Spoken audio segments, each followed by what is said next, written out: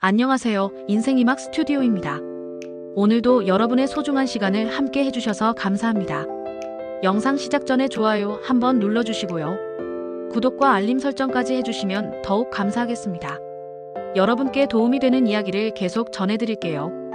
65세 이후에도 누군가 돈을 빌려달라고 찾아온다면 그 순간 여러분은 어떤 선택을 하시겠습니까? 혹시 정을 생각해서 선뜻 빌려주시는 편인가요? 아니면 단호하게 거절하시는 편인가요? 오늘은 정말 중요한 이야기를 해드릴까 합니다. 65세 이후 절대 빌려주면 안 되는 돈이 있다는 사실, 그리고 그 돈의 정체가 무엇인지 알려드리겠습니다. 이 영상을 끝까지 보시면 분명히 도움이 될 거예요. 먼저 한 가지 질문부터 드리겠습니다. 평생 열심히 일해서 모은 노후자금, 과연 누구를 위해 존재하는 돈일까요? 당연히 여러분 자신을 위한 돈입니다. 그런데 왜 많은 시니어분들이 이 돈을 너무 쉽게 다른 사람에게 빌려주실까요? 첫 번째로 절대 빌려주면 안 되는 돈, 바로 생활비로 쓸 예정인 돈입니다. 65세 이후에는 정기적인 수입이 줄어듭니다. 연금만으로는 생활하기 어려운 현실이죠. 그래서 미리 모아둔 돈으로 생활비를 충당해야 해요. 이런 돈을 빌려준다는 것은 여러분의 생존을 위험에 빠뜨리는 일입니다. 두 번째로 빌려주면 안 되는 돈, 의료비로 준비해둔 돈입니다. 나이가 들수록 병원에 갈 일이 많아집니다. 갑작스런 수술이나 입원이 필요할 수도 있어요.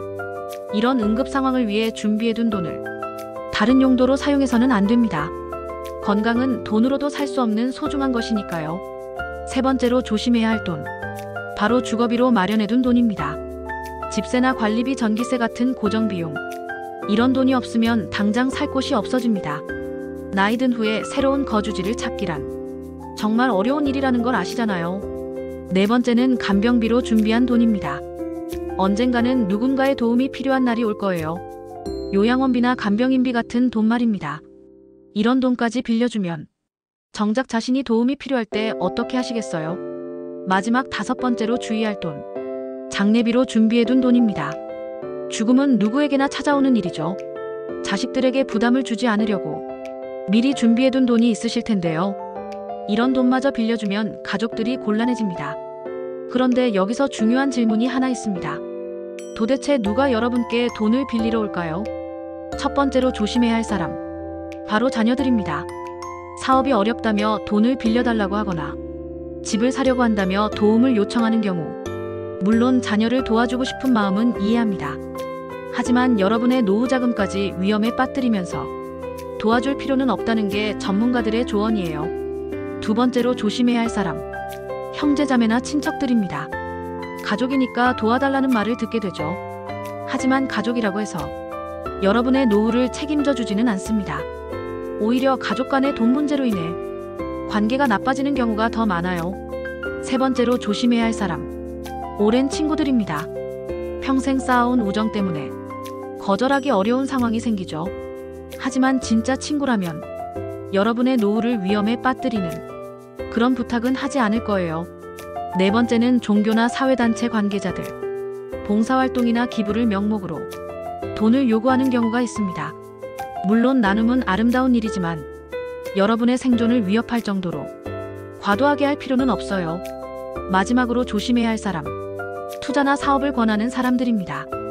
고수익을 약속하며 투자금을 요구하거나 함께 사업을 하자며 접근하는 경우, 65세 이후에는 안전한 투자만 해야 합니다. 위험한 투자로 노후자금을 잃으면 다시 벌 수 있는 시간이 부족하니까요. 그렇다면 돈을 빌려달라는 요청을 어떻게 거절해야 할까요? 첫 번째 방법은 솔직하게 말하는 것입니다. 노후자금이라 빌려줄 수 없다고 하세요. 나이 들어서 돈이 필요한 상황은 모든 사람이 이해할 수 있는 일이에요. 두 번째 방법은 다른 해결책을 제시하는 것. 은행 대출을 받아보라고 조언하거나 다른 지원 방법을 찾아보라고 하세요. 직접적으로 돈을 빌려주지 않더라도 정보나 조언으로는 도움을 줄 수 있어요. 세 번째 방법은 명확한 기준을 세우는 것. 미리 가족들에게 노후자금 방침을 알려두세요. 어떤 경우에도 이 돈은 사용할 수 없다고 분명히 말해두는 것이 좋습니다. 네 번째는 전문가의 도움을 받는 것. 재정관리 상담사나 변호사의 조언을 구하여 법적으로도 안전한 방법을 찾아보세요. 특히 큰 금액의 경우는 더욱 신중해야 해요. 다섯 번째는 감정에 휘둘리지 않는 것. 눈물로 호소하거나 감정에 호소하는 경우라도 여러분의 원칙을 지키는 것이 중요합니다. 한번 예외를 만들면 계속 요구받을 수 있어요. 그런데 여기서 한 가지 더 말씀드릴 게 있어요. 돈을 빌려주지 않는다고 해서 인정머리 없는 사람이 되는 건 아닙니다. 오히려 현명한 선택을 하는 것이죠. 여러분이 건강하고 안정된 노후를 보내야 주변 사람들도 마음이 편할 거예요. 반대로 여러분이 경제적으로 어려워지면 오히려 가족들에게 부담이 되겠죠. 그러니까 돈을 지키는 것은 이기적인 행동이 아니라 지혜로운 행동입니다. 또 하나 중요한 것은 대화 방식입니다. 거절할 때는 감정적으로 대응하지 마세요. 차분하고 이성적으로 설명하는 것이 좋아요. 상대방의 상황도 이해한다는 표현과 함께 자신의 입장을 분명히 밝히세요. 예를 들어 이렇게 말할 수 있어요. 내 상황이 어려운 건 이해하지만 나도 노후를 위해 준비한 돈이라서 빌려줄 수 없다는 점 이해해달라고요. 이런 식으로 말하면 상대방도 여러분의 입장을 이해할 수 있을 거예요. 또한 미리 예방하는 것도 중요합니다. 평소에 자신의 경제 상황을 너무 자세히 알리지 않는 것이 좋아요. 돈이 얼마나 있는지 구체적으로 말하거나 큰 돈을 사용했다는 이야기를 하면 다른 사람들이 부탁하기 쉬워집니다. 특히 요즘에는 보이스피싱이나 금융사기도 노인층을 타겟으로 하는 경우가 많으니까 더욱 조심해야 해요. 전화로 급하게 돈이 필요하다거나 투자 기회를 제공한다는 연락이 오면 일단 의심해보고 확인부터 하세요. 그리고 기억하세요. 여러분의 노후 자금은 여러분만을 위한 돈입니다.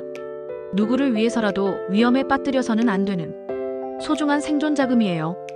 혹시 이미 돈을 빌려주신 분이 계신다면 빨리 돌려받을 방법을 찾아보세요. 차용증을 작성했다면 법적 절차를 밟고 구두로만 약속했다면 증인이나 증거를 찾아보세요. 전문가의 도움을 받는 것도 좋은 방법입니다. 마지막으로 한 가지만 더 말씀드릴게요. 건강한 노후를 위해서는 경제적 안정이 정말 중요합니다. 돈이 모든 것을 해결해주지는 않지만 기본적인 생활과 의료비는 보장해줘야 마음 편히 늙을 수 있어요. 그러니까 여러분의 노후 자금은 어떤 이유로든 함부로 사용하지 마세요. 정말 급한 상황이라면 전문가와 상의한 후에 결정하시고요. 여러분 모두 건강하고 행복한 노후 보내시길 진심으로 바랍니다. 오늘 영상이 도움이 되셨다면 좋아요와 구독 부탁드려요. 그리고 주변 분들께도 공유해 주시면 감사하겠습니다. 노후 자금 관리에 대한 더 자세한 내용과 시니어 생활에 도움되는 다양한 정보들을 계속해서 업데이트하고 있으니 다른 영상들도 꼭 확인해 보시기 바랍니다. 감사합니다.